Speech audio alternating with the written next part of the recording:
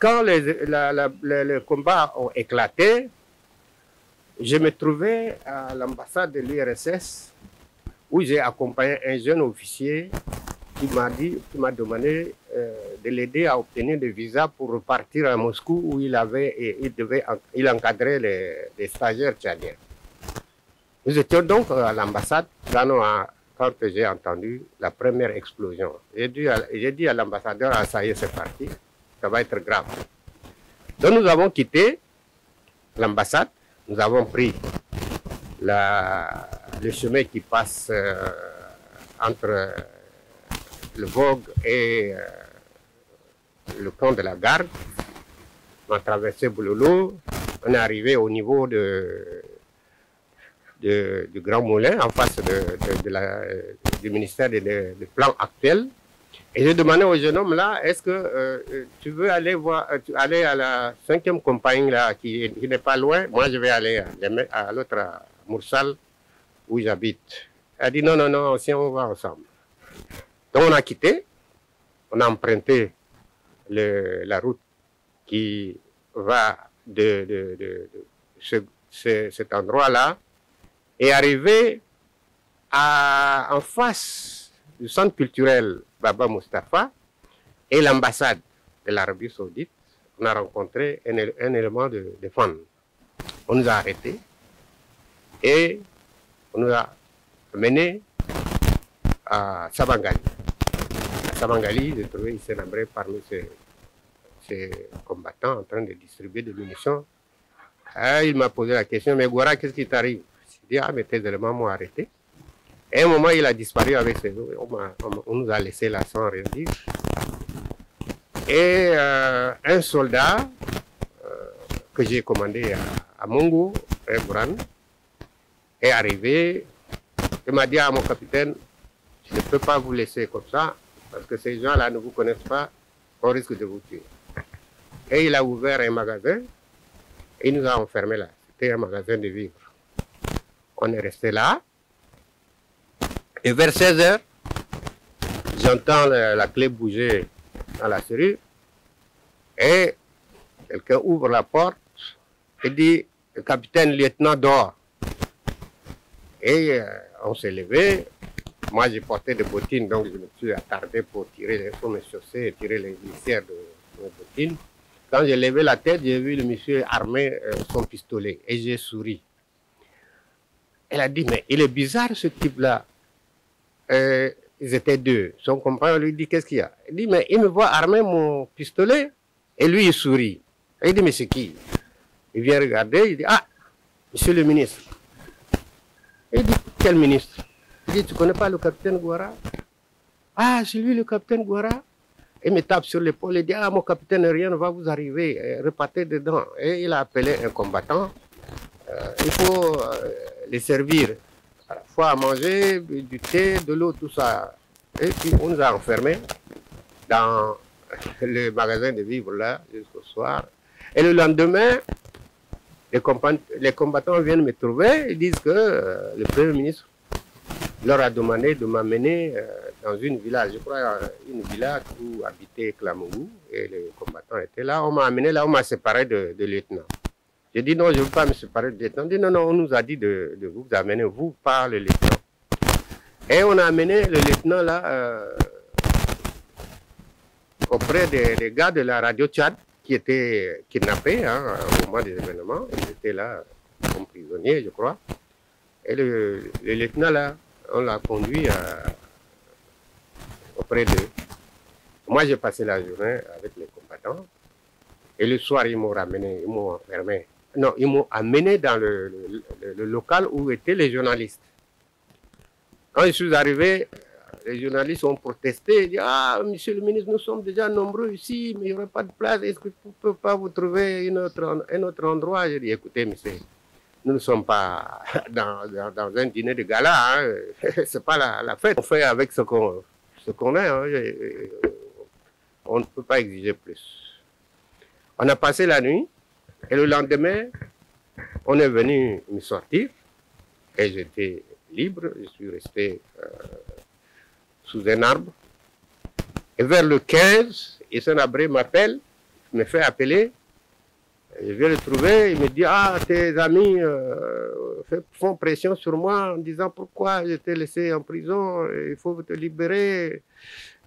C'était les Mammouth, les Alaout Tayer, les Abakar Zaid, les Galma Youssoubo, Issa Ahmed, tout ça là, des amis qui ont fait pression sur lui. Donc il m'a libéré. Et à un moment, on a parlé d'aller à Kano. Et les gens de FAN ont demandé que je vienne dans la délégation de FAN. J'ai accepté, je suis allé, c'était à Kano 1. En réalité, ça n'a pas abouti à grand chose, sauf qu'au cours de cette rencontre, Maloum et Hissène Habré ont démissionné en tant que président et premier ministre. Donc, au retour de Kano 1, on a désigné le Goukouni comme président provisoire. Ensuite, il y a eu Kano 2. Là, il a été désigné de confirmer Goukouni comme président et Kamougué comme vice-président. Ils sont revenus à N'Djamena et Kamougué est parti au sud pour dire en disant qu'il va consulter ses cadres au sud avant de revenir accepter la fonction qu'on lui a confiée. Mais il n'est plus revenu. Et c'est ainsi que une nouvelle réunion s'est tenue, regroupant les tendances qui se trouvaient à N'Djamena. Et Lol a été désigné président. Et Diogo était désigné comme vice-président. Et moi, on m'a nommé ministre de la fonction publique. On est resté, je crois, pendant 6 mois. Il y avait des pressions sur N'Djamena pour accepter d'aller à une autre rencontre. Il faut dire qu'on nous a soumis à un blocus. Hein. On a dit, écoutez, ce n'est pas à cause de fonctions que nous allons faire souffrir la population. Le gouvernement a décidé d'aller à Lagos. Il y a eu à Lagos ce qu'on a appelé l'accord de Lagos, qui regroupait toutes les tendances. Là-bas à Lagos, Goukouni a été désigné président parce que le conseil des ministres a dit qu'il ne faut pas accepter que quelqu'un qui vient de Tripoli soit désigné président. Il faut tout faire pour que ce soit quelqu'un qui soit parti de N'Djamena pour être président. Donc, Goukouni a été désigné président, Kamougué vice-président, mais il ne devait pas former le gouvernement à Lagos. Parce qu'on a dit, pas question de former le gouvernement du Tchad à l'étranger. C'est ainsi qu'en octobre, il y a eu une réunion à Dougia, où un gouvernement d'union nationale de transition a été formé. Et Hissène Habré désigné comme ministre de la Défense. Bon, là encore, ça n'a pas marché. Il y a eu un éclat entre Hissène Habré, Goukouni et les autres. Il y a eu un clash. Et les combats ont duré pratiquement 9 mois.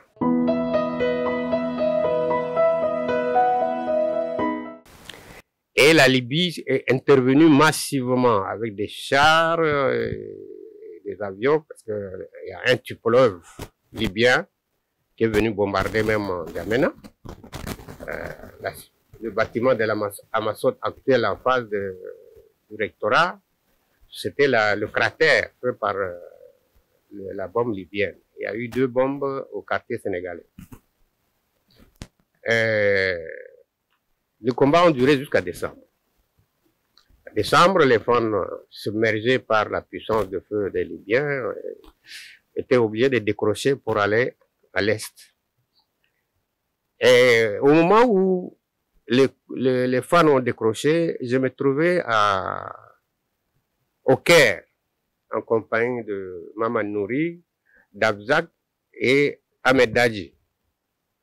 On a appris que les fans ont quitté N'Djamena. On se retrouvait, on s'est concerté, Et les camarades ont dit, toi, Gouara, tu fonces directement sur le terrain. Toi, Dabzak, tu vas en France voir avec tes parents là, est-ce qu'ils peuvent aider les femmes. Maman Nouri, tu restes à Khartoum pour discuter avec les autorités soudanaises. Ahmed Dadi, tu vas à la recherche d'Hissène Habré, là où il se trouve, tu vas le rencontrer. C'est comme ça que moi je suis venu à El Djenena.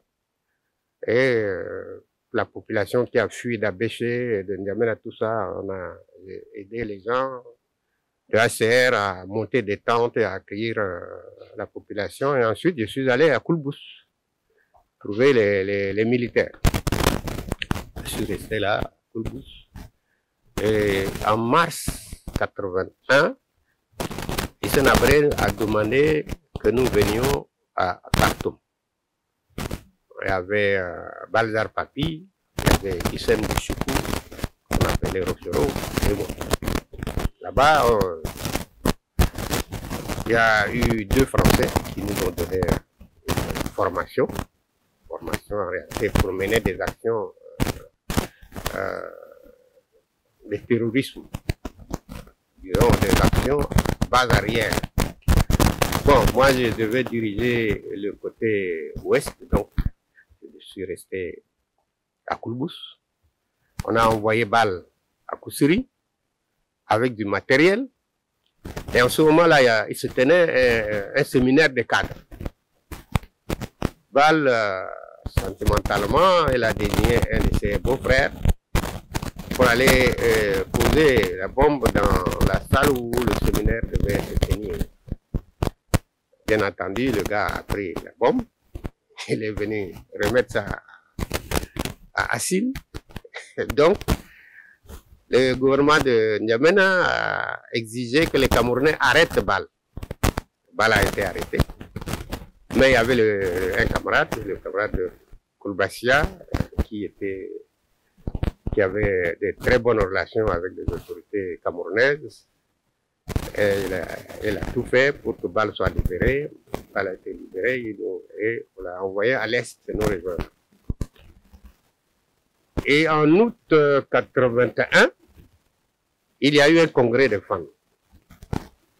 Au cours de ce congrès, j'ai été élu par acclamation à l'unanimité des congressistes, chef d'état-major général. Avec celui dont je parlais tout à l'heure, Hissène Bouchoukou, et un autre camarade qui s'appelait Mamad Alisha, comme premier adjoint, Hissène Bouchoukou, deuxième adjoint. Mais Mamad Alisha a dit que lui ne veut pas être dans le commandement. Il a décliné. Donc, il restait Hissène Bouchoukou. Et après le congrès, le président Hissène Habré m'a appelé, il m'a dit, bon, écoute, je vais mettre Idriss Déby comme ton premier adjoint et Bouchoukou continue à rester comme deuxième adjoint. Il dit, mais quand le président, c'est extra-congrès, comment les combattants vont accueillir ça? Il dit, ne t'en fais pas, je saurai comment il faut faire. Donc, Idriss Déby est resté mon premier adjoint, Hissène Bouchoukou, deuxième adjoint. Alors, on était bloqué. Qu'est-ce qu'il faut faire? Une occasion allait se présenter. Il y a eu le sommet France-Afrique à Paris. Au cours de ce sommet, les gens ont demandé à Goukouni de demander le départ des troupes libyennes du Tchad. Et Goukouni a donc accepté. Et Goukouni a été reçu par Mitterrand à la sortie de l'Élysée. On lui a posé la question de savoir s'il est prêt à négocier avec les femmes. Il a répondu qu'il ne négociera jamais avec ces petits bandits qui sont regroupés à la frontière soudanaise. J'ai entendu cela. Mais le président Hissène Habré n'était pas sur le terrain. Et je suis allé voir le vice-président qui était le défunt Idriss Meskin. Je lui ai dit, écoute, est-ce que tu as entendu la déclaration de Goukouni? Il m'a dit non. Donc, je lui ai détaillé ce que Goukouni a dit.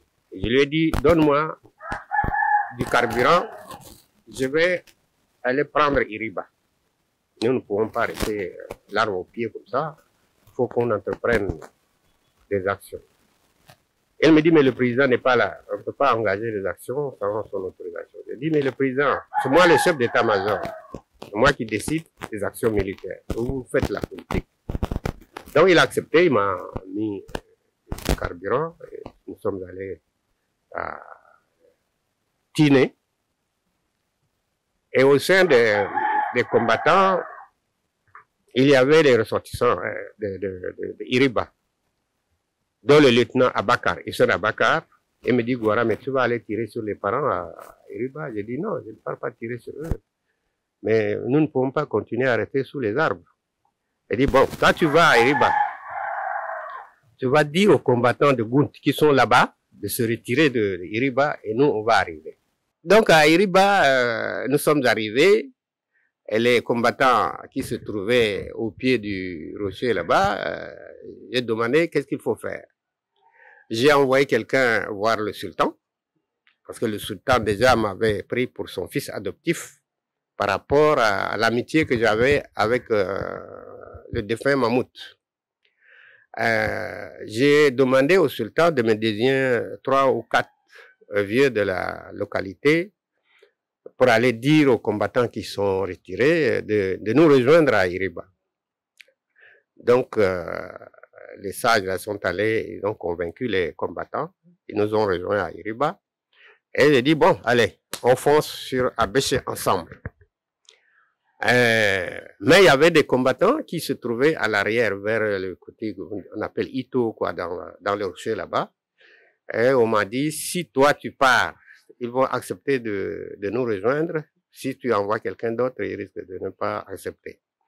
J'ai dit, bon, s'il en est ainsi, je laisse le commandement à Idriss Déby avec les autres membres du commandement et qu'ils foncent sur Abéché et moi je vais aller ramener les combattants. Donc c'est ainsi qu'en novembre, nous avons pris Abéché, sans difficulté d'ailleurs.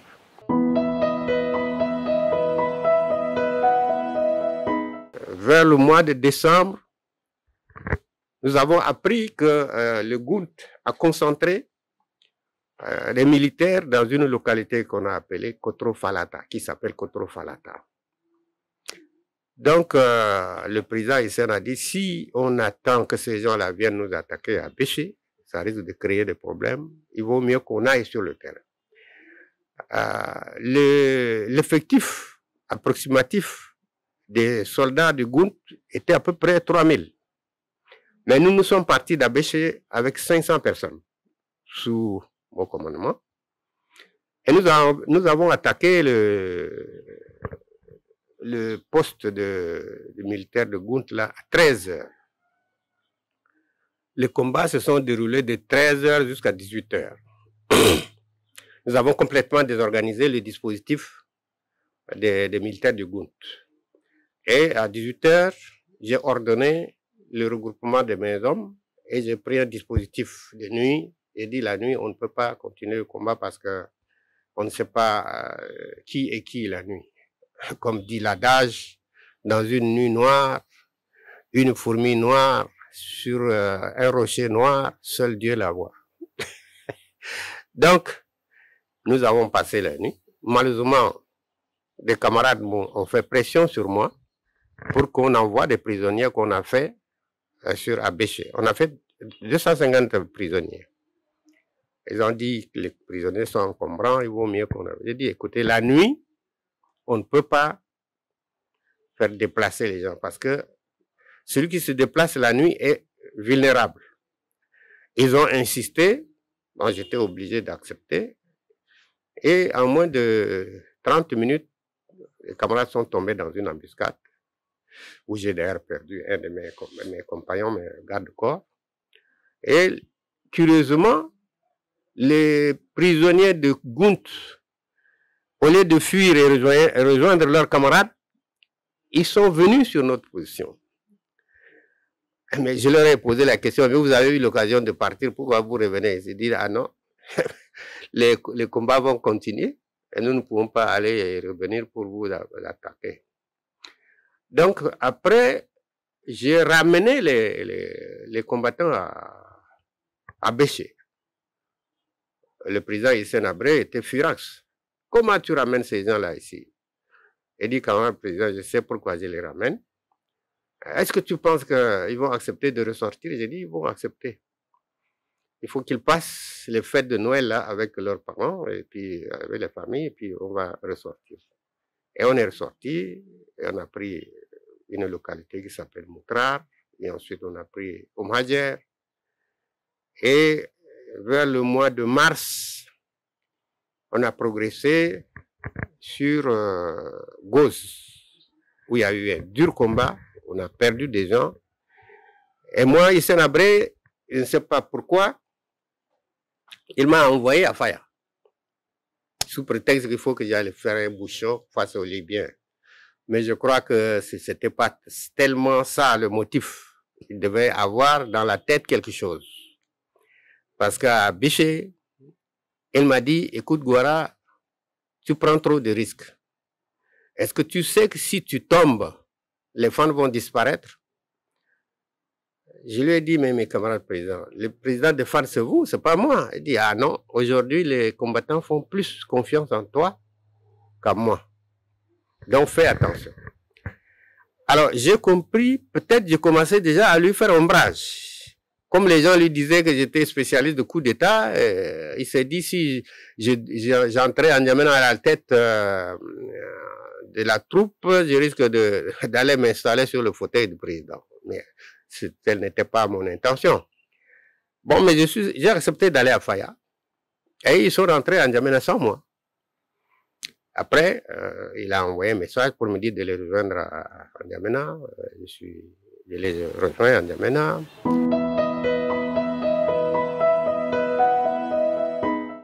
Ensuite, on a mis en place un conseil provisoire, je crois, un conseil d'État. Et j'étais désigné commissaire à la défense. Donc, j'ai laissé le gouvernement de FAN à Idriss Déby.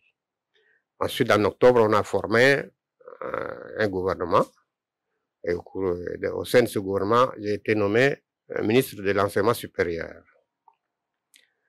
Au mois de janvier 83, je crois, le 83, non, 84. Janvier 84. Idriss Miskin meurt. Et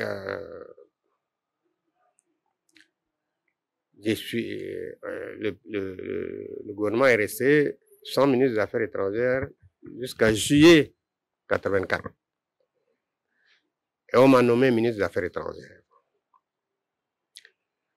Je suis resté au poste jusqu'à la signature de l'accord de Bagdad avec les gens de CDR et quelques autres groupuscules de tendance. Quand Hachek est rentré ici, on l'a nommé ministre des Affaires étrangères à ma place et moi j'étais nommé ministre de l'Agriculture.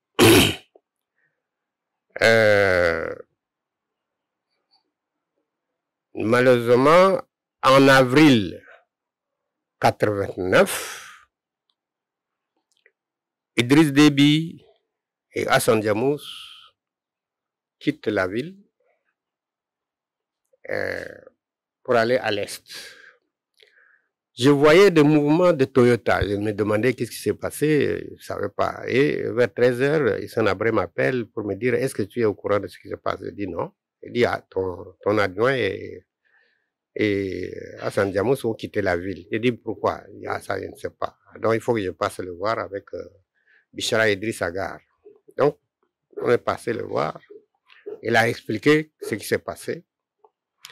Je lui ai dit, mais quand même, président, c'est une plaie ouverte et cette plaie risque d'être difficile à guérir. Il m'a dit, oui, mais qu'est-ce que je pouvais faire? Il dit, moi, vous saviez que ces gars-là étaient mécontents. Bon, donc, je lui ai dit, notre force, c'est la discussion. Vous auriez dû nous associer à cette situation et on allait trouver peut-être une solution. Mais malheureusement, ces camarades qui sont partis, ça risque d'être difficile. Effectivement, la situation était devenue difficile. Et je crois que c'est au mois de... C'est déjà en 80, hein, au mois de mars 80, il y a eu des durs combats opposant les éléments de Idriss avec les forces armées nationales tchadiennes. Il faut dire en passant que Idriss s'est rendu à Ouagadougou, où Bal a précédé, et c'est Bal qui l'a introduit dans le milieu burkinabé. Donc Campaoré et les autres. Entre-temps, il y avait un dissident camerounais, le capitaine Guérandi, qui se trouvait là-bas parce qu'on l'avait accueilli ici. Donc, il a permis que Bal ait de contact avec les autorités burkinabées. Et c'est Bal qui a introduit maintenant Idriss Déby dans le milieu burkinabé. Et il faut dire la vérité, les Français ont livré du matériel au MPS, au Burkina, et les avions libyens ont transporté ce matériel-là de Burkina sur le terrain. Et en mars 80, il y a eu cette bagarre-là, et il y a des ministres et des députés qui sont allés sur le terrain. C'est mars 90, hein, c'est pas mars 80. Et ils sont revenus, ils ont fait un rapport, m'a chargé de transmettre ce rapport au président. J'ai lu le rapport, c'est Mamadou Saleh Anadif qui m'a apporté le rapport. Et j'ai lu le rapport devant lui, je lui ai demandé, est-ce que ce rapport-là, je l'ai fait en combien d'exemplaires? Il m'a dit, pour le moment, il y a 2 exemplaires, mais chaque membre de la délégation souhaite avoir une copie. J'ai dit, non, la deuxième copie qui est avec toi, là, tu dois la détruire. Il dit, pourquoi? Il dit, mais ce rapport-là montre bien que la troupe n'a pas de morale. Donc, au premier choc, on va partir du pouvoir. Elle me dit, comment ça? J'ai dit, mais oui, mais il faut lire le rapport. Donc, je suis allé avec le rapport dire au président que ce rapport-là démontre que la troupe n'a plus de morale. Et il faudrait trouver un moyen de remonter leur morale. Mais il n'a pas pris ça au sérieux. Et en novembre, il y a eu de nouveau un accrochage. Et fin novembre, on a quitté le pouvoir.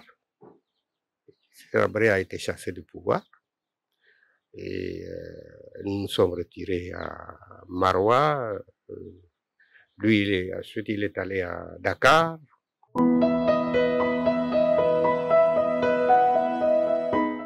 Et en janvier 91, je suis revenu de Maroua à N'Djamena. Le 3 janvier, non, en décembre plutôt, je suis revenu de N'Djamena. Et le 3 janvier, Idriss Déby m'a reçu. Je lui ai dit, maintenant tu es le président du Tchad. Je te demande 3 choses. Premièrement, tu gardes le dossier d'Aouzou à la Cour internationale de justice. Deuxièmement, tu associes les Français au pétrole tchadien. Troisièmement, fais un effort pour que le niveau économique que nous avons atteint ne descende pas, que ça monte. Il a été d'accord avec ces 3 conseils que je lui ai donnés. Et je suis resté là de 91 jusqu'à 93, où il y a eu la conférence nationale. Au cours de la conférence nationale, comme j'avais constitué un parti avec le camarade Adomo Sassef, au cours de la conférence nationale à laquelle nous avons pris part, à l'issue de laquelle j'ai été élu comme conseiller. Donc, de 93 à 96, j'ai siégé en tant que conseiller au CST. Après le CST, je suis resté chez moi jusqu'à 98. Idriss m'a appelé, il m'a demandé qu'il va me nommer chef d'état-major. J'ai hésité un peu, mais j'ai accepté. Mais en 99, ça ne marchait pas tellement entre lui et moi parce que j'avais ma façon de considérer comment l'armée devait fonctionner, mais lui, il voulait une armée qui devait obéir qu'à lui. Il m'a dit, bon, mais je suis comme un panthère, donc je n'accepte plus d'être à l'état-major. Je n'ai pas démissionné, mais lui, il m'a démis. Donc, de 99 jusqu'à aujourd'hui, j'ai pas eu de fonction, mais il m'a nommé quand même général. Il m'a nommé général, mais à chaque fois qu'il y a un problème, prenez contact avec lui pour dire si orienter la solution de telle manière, ce serait mieux, et ainsi de suite. Jusqu'à ce qu'il meure et je suis là maintenant à la retraite. L'avenir de notre pays est sombre. Je ne suis pas un pessimiste de nature. Comme on dit, un pessimiste est un optimiste averti. Mais je suis pessimiste. Pourquoi je suis pessimiste? J'ai l'impression qu'il y a beaucoup d'opportunistes au poste de commande. Et je peux dire des choses telles qu'elles se présentent. J'ai l'impression que le président Mamad Idriss Déby est pris en otage par des gens qui ne voient que leurs intérêts. Ils ne voient pas l'intérêt du pays. S'ils ne changent pas, j'ai l'impression que nous allons tout droit au mur.